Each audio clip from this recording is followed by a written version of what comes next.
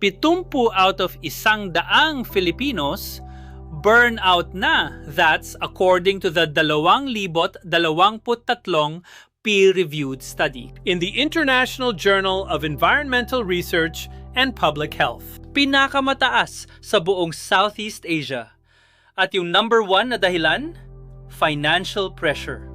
Yung araw-araw na struggle na makasurvive sa iisang income. Pero pakinggan mo ito, hindi ito laziness. Hindi ito kawalan ng diskarte. Kasi yung sistema na ginagalawan natin was never designed para palayain ka. It was designed para laging may nagtatrabaho para sa sistema. Isipin mo, ang tinuro sa atin, mag-aral, maghanap ng trabaho, magtrabaho hanggang retirement. Pero yung setup na yan, isang lang ang ginagarantiya. Na may sasahod ka, oo, pero may aani sa sahod mo. At habang trade mo ang oras mo for money, may ceiling ka. Walang sweldo na sasabay sa bilis ng presyo. Kaya kahit anong sipag, parang takbo ka ng takbo sa treadmill.